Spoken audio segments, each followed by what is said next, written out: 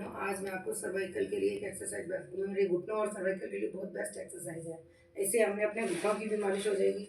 1 2 3 4 5 6 7 8 9 और 10। Clockwise anti clock. 1 2 3 4 5 6 7 8 9 और ये 10। रिलैक्स। फिर ऐसे ही हमने अपने दोनों हाथों को ऐसे करना है, ऐसे और यूँ दबाना है।